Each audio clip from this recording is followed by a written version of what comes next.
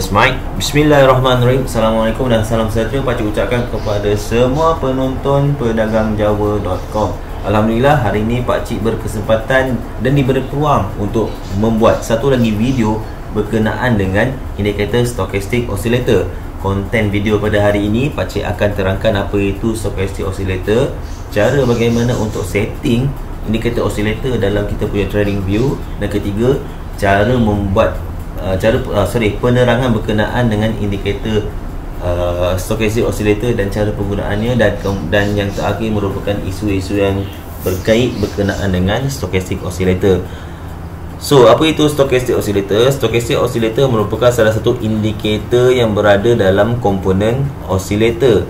Bila mana-mana indikator yang datang daripada komponen oscillator, ia menunjukkan bahawa indikator-indikator tersebut digunakan untuk mengukur momentum harga sesuatu pasaran dan sering digunakan untuk trade ketika counter ataupun price berada dalam keadaan ranging ataupun sideways. Jadi, cara bagaimana untuk setting indikator stokastik ni di dalam tuan-tuan dan puan-puan punya trading view, tuan-tuan dan puan-puan boleh pergi saja dekat indikator, klik dan terus type stokastik. Okey, yang di atas ini merupakan stokastik yang paling default, yang bawah ni dan seterusnya merupakan indikator-indikator stokastik yang telah dimodify. Untuk pembelajaran kali ini, kita akan gunakan stokastik standard. Selepas klik, tuan-tuan dan puan-puan akan nampak satu indikator stokastik oscillator yang muncul di bawah daripada price chart tuan-tuan dan puan-puan. Ini dia merupakan stokastik menggunakan parameter 1433. Sekiranya tuan-tuan dan puan-puan mempunyai setting yang lain, tuan-tuan boleh tekan pada gambar gear ni, setting.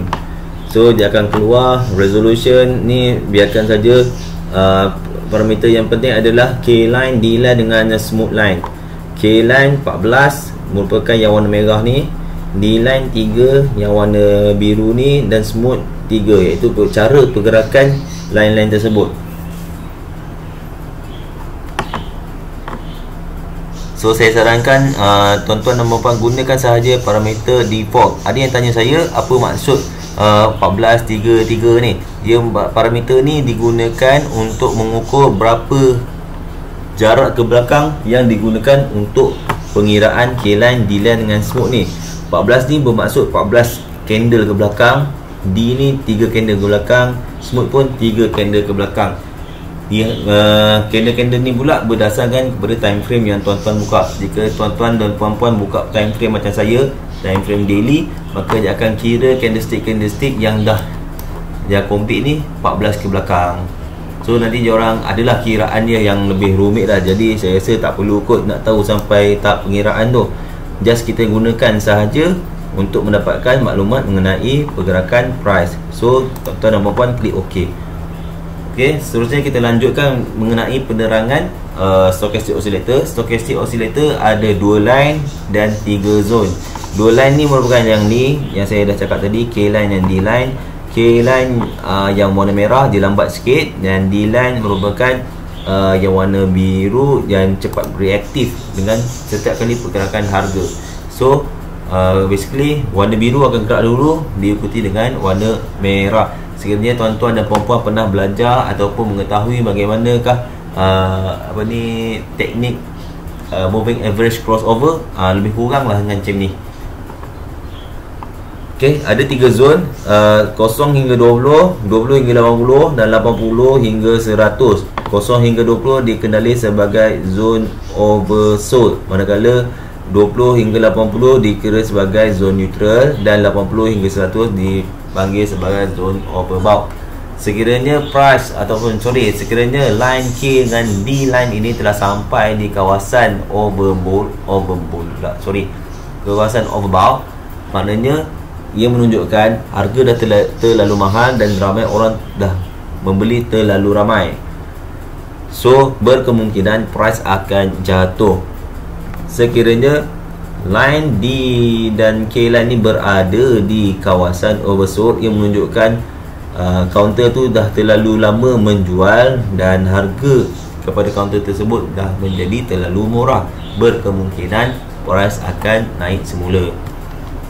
Untuk zone neutral 20 hingga 80 ini biasanya tak ada trigger point yang dikenakan dekat kawasan zone neutral ini. Jadi cara bagaimana untuk menggunakan stochastic oscillator ni mudah saja. Cuma perhatikan saja line K dan D ini berada di kawasan oversold. Apabila oversold, tuan-tuan dan puan-puan boleh standby untuk buy.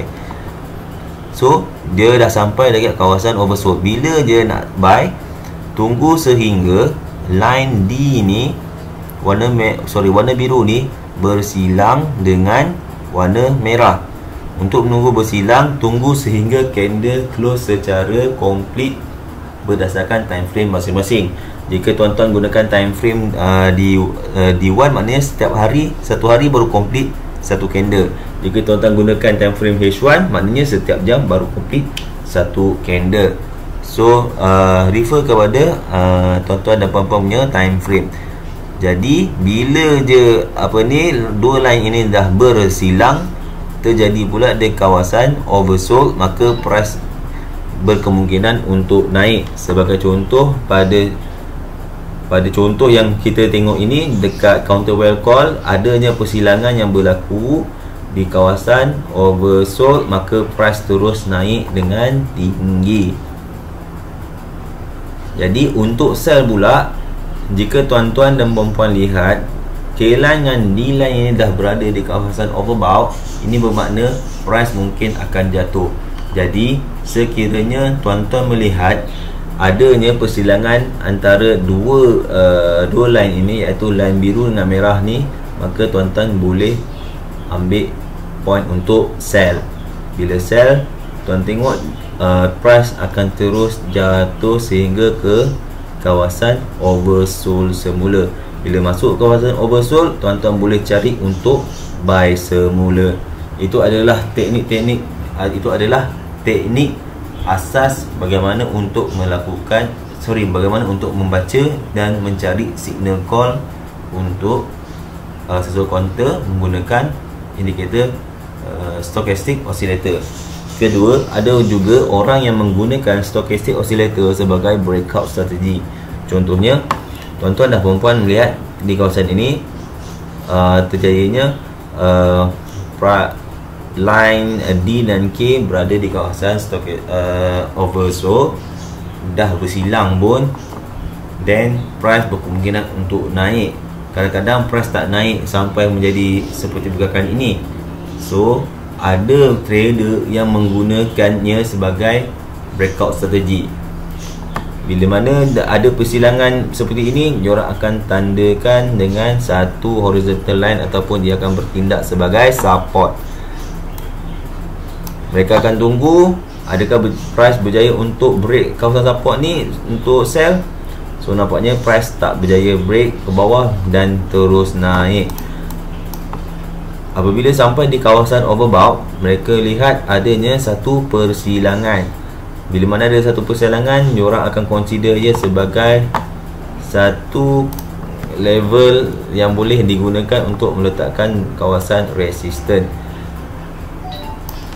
Jadi diorang dah letak satu line yang boleh bertindak sebagai resistance dan tunggu sehingga price berjaya break keluar daripada kawasan resistance tersebut.